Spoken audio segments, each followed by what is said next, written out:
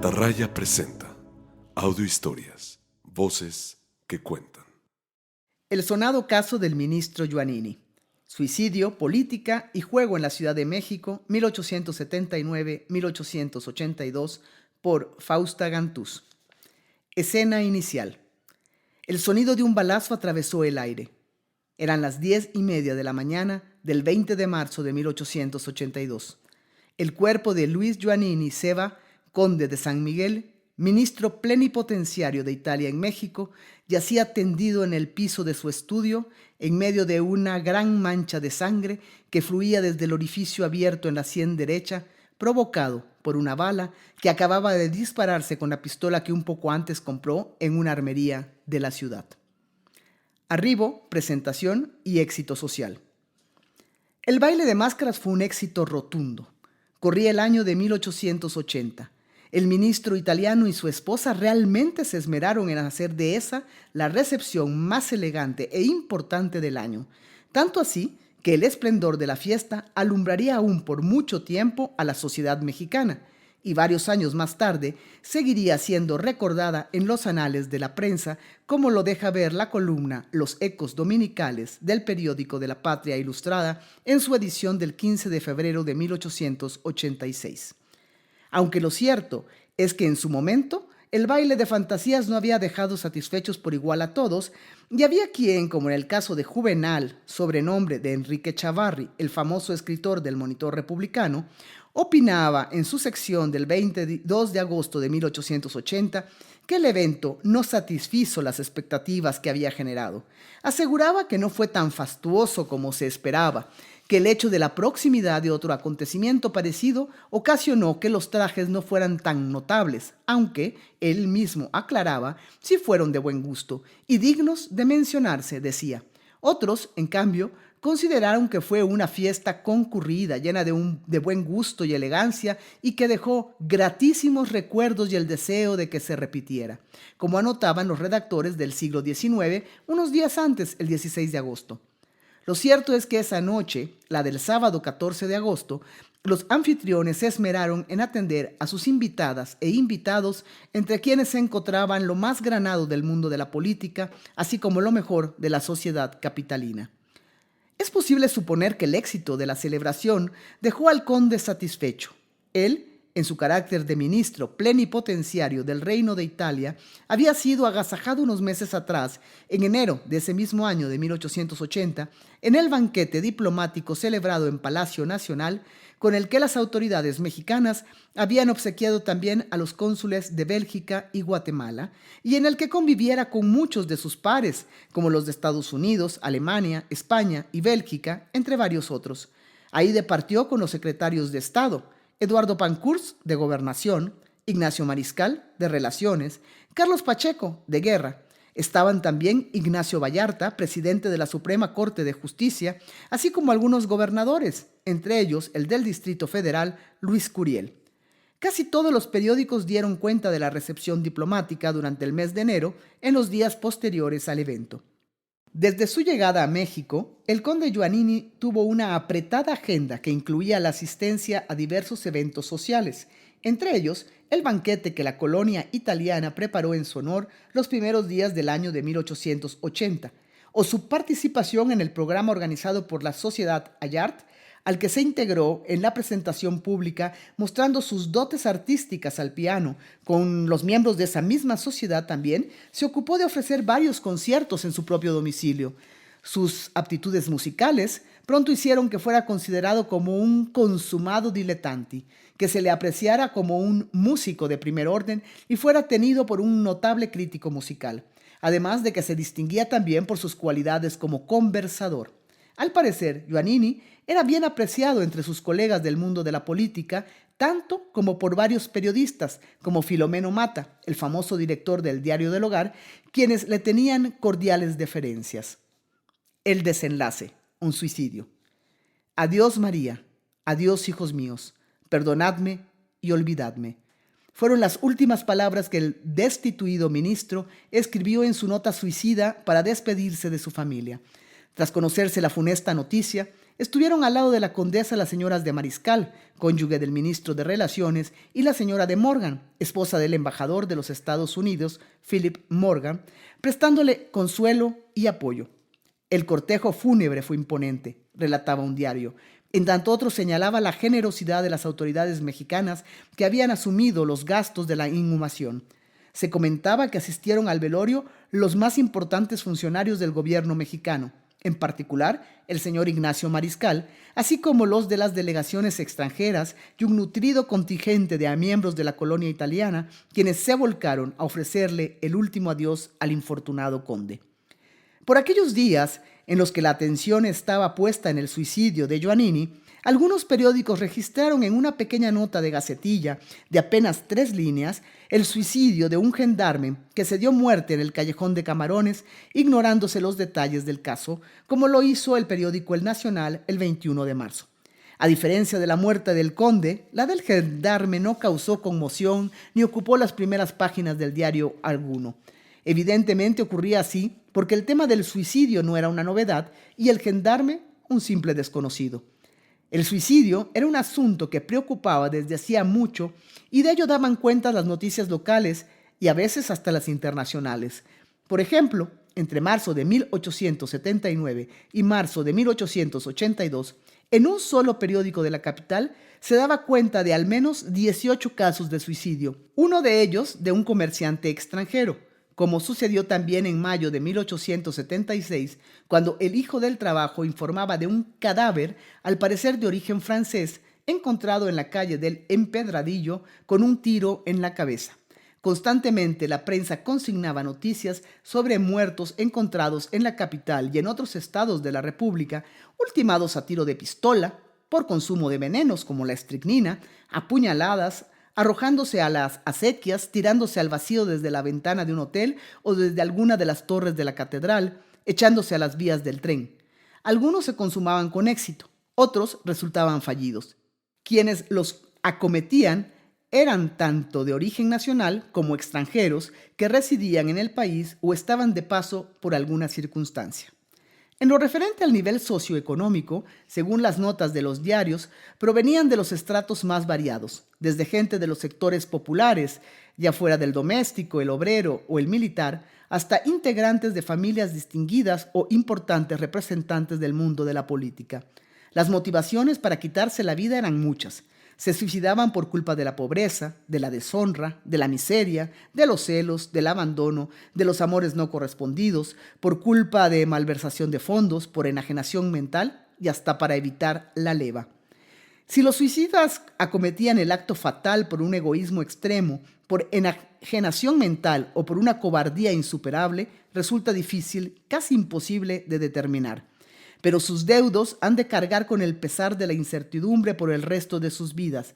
Eso es un hecho sobre el que se tiene mayor certeza. Como mencionamos ya, en el espacio público el tema de los suicidios no era nuevo. Por el contrario, era una preocupación que había empezado a cobrar relevancia desde un par de décadas atrás, en los 70s. Muchos intelectuales, científicos y políticos se ocupaban del asunto en diversos escritos en los que se trataba de explicar, entender y detener la proliferación de esa práctica asociada con el ámbito citadino y considerada, por algunos, una consecuencia negativa de la modernidad. La ley no estuvo ajena a las disertaciones, emisión de disposiciones e intento de castigar al suicida frustrado, aunque el suicidio había perdido su carácter delictivo con la emisión del Código Penal del Distrito Federal de 1871 y en términos legales solo era considerado ya como una ofensa para el propio suicida.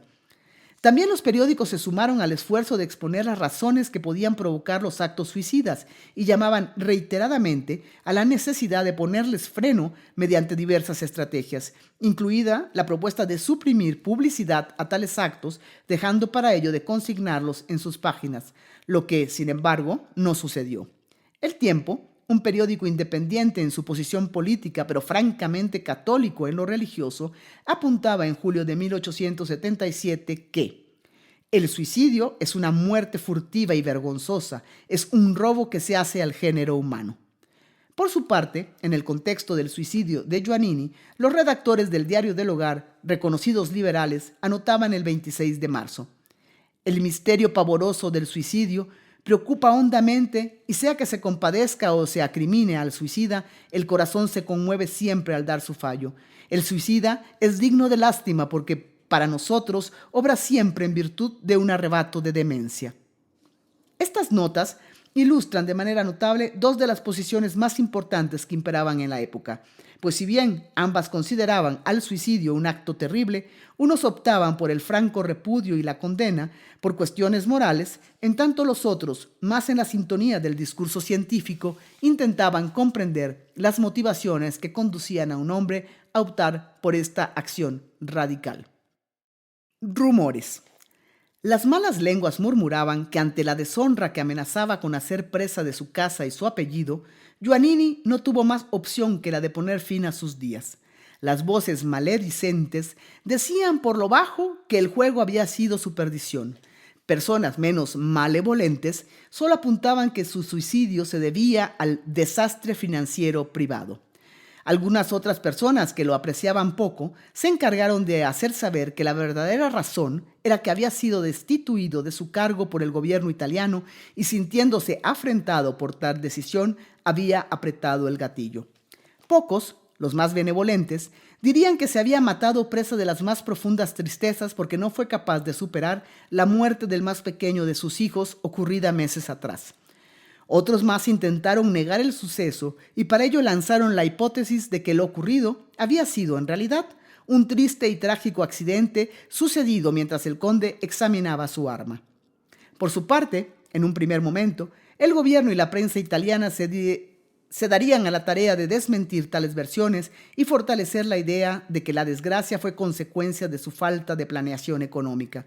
Sin embargo, un par de meses más adelante, en Roma circularía un extenso artículo, mismo que sería traducido y reproducido en México en junio por el periódico El Siglo XIX, en el que se señalaba: el conde Giovannini no era rico, pero sus costumbres fueron siempre algo dispendiosas. Aquellas costumbres, al fin y al cabo, lo condujeron a la catástrofe deplorabilísima que se efectuó en México. En esas páginas también se reconocía que el gobierno italiano puso en receso al conde sin haberlo prevenido y se admitía que el gobierno habría debido llamarlo primeramente y después tomar las providencias que hubiese creído más conformes con sus propios intereses sin demasiados perjuicios para Giovannini. Según este relato, al ministro se le anunció sorpresivamente la decisión del rey de retirarlo de su encargo, con una pensión proporcional a su sueldo de 5.500 libras. Sin embargo, ningún periódico explicaba por qué el conde había sido de pronto notificado de su destitución. ¿Cuáles eran los verdaderos motivos que llevaron al gobierno italiano a tomar la decisión y a proceder de manera poco ortodoxa? Nadie se preguntó ni aclaró si había alguna razón de orden político que hubiera afectado las relaciones entre ambos países o si el ministro había cometido algún error táctico en el desempeño de sus funciones. ¿Por qué se había destituido a Giovannini, un hombre de tan solo 47 años, de los cuales 26 los había dedicado a servir a su país en la carrera diplomática? La versión de la destitución se reprodujo en varios periódicos y era evidente que para el conde esa noticia implicaba una humillación y la deshonra. Algunos afirmaban que tras abrir la carta con los sellos del Ministerio de Negocios Extranjeros del gobierno de Italia y enterarse de que había sido retirado del cargo y un nuevo ministro había sido designado para sustituirle, fue presa de la desesperación y no pudiendo lidiar con tal estigma, adquirió un arma, escribió un par de líneas para su esposa y sus hijos y se pegó un tiro. ¿Y el asunto del juego? Pocos, casi ninguno de los periódicos mencionaron o aludieron al escabroso tema del juego y el papel central que pudo haber tenido en la muerte de Giovannini. Solo el Correo del Lunes, un impreso cuyo editor, Adolfo Carrillo, no era muy bien visto por cierto sector de la propia prensa, pues se asumía que tenía vínculos con el gobernador del distrito, para entonces Ramón Fernández, a cuyos intereses servía desde las páginas de su publicación. Él dio cuenta de una carta firmada solo con las iniciales FPT, en la que se denunciaban los posibles vínculos que motivaron el lamentable suicidio del ministro de Italia en México. En efecto, el 27 de marzo de 1882, El Correo de lunes reprodujo la historia que narraba una persona que declaraba haber trabajado como tallador en una casa de juego, cuyos datos precisos se omitían y de donde había sido despedido apenas unos días atrás sin que se conocieran los motivos, aunque sospechaba que el mismo estaba relacionado con la trágica muerte del ministro italiano. El anónimo autor refería que el embajador era un asiduo visitante de ese lugar, al que acudía varias veces por semana, ganando unas veces y perdiendo otras. Daba cuenta de que Giovannini había dejado de asistir por espacio de un mes, pero que en los días próximos al trágico suceso había regresado y la noche del viernes anterior a su suicidio jugó desde las 7 hasta las 12 de la noche, perdiendo, según yo observé, 3,000 pesos. Pidió un crédito de 1,000 pesos a la casa, pero después de concedido, también perdió con lama baraja, lo que significaba que había sido víctima de las fullerías y pilladas, de las trampas con las que en estos sitios se esquilmaba a los clientes. Asimismo, apuntaba que el ministro se retiró del lugar comprometiéndose a pagar su deuda el domingo siguiente. Para recoger los 1,000 pesos, los dueños del lugar comisionaron al denunciante, quien pasó al domicilio del conde puntualmente. Habiéndose presentado, narraba que el diplomático lo recibió muy agitado y estrujando en aquellos momentos una carta, pero le entregó la suma acordada expresándole: «Diga usted al señor sin nombre que esto es lo único que me queda. Me agrada saldar mis cuentas y no quiero que en México se murmure contra mí». Cierta o falsa, la versión que el periódico reproducía tocaba un tema por demás álgido y conflictivo en la historia del gobierno del Distrito Federal, el relativo a la existencia de casas de juego que funcionaban en la clandestinidad bajo el amparo solapado de las autoridades. Los reclamos, las críticas, las exigencias de buena parte de la prensa a quienes detentaban los mandos en el municipio de México, en el gobierno del Distrito Federal, en el Ministerio de Justicia y en ocasiones al mismo presidente de la República para que pusieran freno a su existencia, fueron una constante que venía de varios años atrás, continuaron en la administración de Manuel González y siguieron durante buena parte del periodo porfirista sin obtener resultados favorables. Las denuncias sobre lo pernicioso que resultaban estos centros de vicio para la sociedad capitalina, los casos expuestos por los impresos en los que se daba cuenta de cómo el juego arruinaba a las personas y destruía a las familias, llenaron incontables páginas.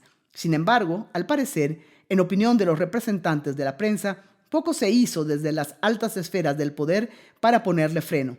Al contrario, épocas hubo en las que proliferaron descaradamente, pues del contubernio entre los propietarios y las autoridades sacaban provecho y se enriquecían unos y otros. Epílogo. La política, el juego y el suicidio se entretejen en la historia del breve paso y trágica muerte del ministro plenipotenciario de Italia en México, que inició en diciembre de 1879 cuando presentó sus credenciales al presidente de la República y concluyó el 20 de marzo de 1882 cuando con una detonación de pistola puso fin a su existencia. Las leyes y disposiciones oficiales que a lo largo de todo el siglo XIX reiteradamente prohibían la existencia de casas de juego de azar no fueron suficientes para evitar la presencia de varias que operaban en la clandestinidad. El supuesto contubernio de las autoridades políticas con los propietarios de esos centros fue una denuncia reiterada por la prensa, aunque no comprobada. Lo que es cierto, al parecer, es que esos negocios operaron de manera habitual sin que nadie los clausurara. El caso Giovannini pone de manifiesto las consecuencias más dramáticas a las que el vicio del juego podía arrastrar a sus víctimas y muestra también que pobres y ricos, artesanos y ministros, plebeyos y aristócratas podían por igual caer en la trampa que constituían las apuestas y recurrir al suicidio como vía de escape. Si Giovannini corrompió su desempeño oficial por causa de su inclinación al juego, no es algo de lo que se tenga noticia, pero alguna sospecha despierta el hecho de que el periódico El Foro diera cuenta tan solo un mes después del triste suceso de que había llegado a la aduana un paquete solicitado por el ministro de Italia que por su contenido importaba el pago de más de 6,000 pesos de aranceles, siendo que una vez instalado un embajador, la ley solo le permitía importar un máximo de 3,000 pesos. En atención a la viuda, el presidente Manuel González, aprobando la opinión de Ignacio Mariscal y de Jesús Fuentes Muñiz, concedió que le fuera entregado el mismo sin cobrársele los impuestos correspondientes. Sin embargo, la señora Giovannini, agradecida, rechazó la dispensa alegando que los efectos no habían sido pedidos por su esposo y que no podía aceptar las mercancías para no comprometer la memoria de su difunto marido, y devolvió los bultos sin abrirlos. ¿Qué contenían esos paquetes? Imposible saberlo. ¿Los había solicitado el ministro a pesar de negarlo su viuda? Todo parece indicar que solo él pudo hacerlo. ¿Para qué fin? Si bien no podemos afirmarlo con certeza porque no contamos con fuentes para ello, sí podemos suponer que el conde, orillado por su crítica situación económica provocada por las pérdidas en el juego, probablemente se había enredado en acciones fraudulentas aprovechándose de su cargo diplomático y que, descubierto por las autoridades italianas, procedieron a retirarle su autoridad antes de que sus acciones empañaran la reputación del gobierno que representaba. Finalmente, si bien el suyo no es el único caso de figuras sobresalientes del espacio público que optaron por matarse, pues ahí está el conocido caso del poeta romántico Manuel Acuña, sin embargo, la muerte de Giovannini constituye una interesante pista para tratar de entender las razones que podían conducir a un individuo a optar por el suicidio, así como observar las variadas posiciones desatadas en su entorno como reacción a tal acto, mismas que iban desde el rechazo y el repudio hasta las actitudes comprensivas y solidarias. Ante la amenaza de la deshonra y el deshonor, imposibilitado para reparar sus equívocos, atrapado en los valores culturales y sociales de la época, el conde solo tuvo un camino para resarcir sus errores: evadir la afrenta pública, salvar el nombre de su familia y escapar al castigo de la justicia y de las leyes, aunque no al rumor y la maledicencia: el suicidio.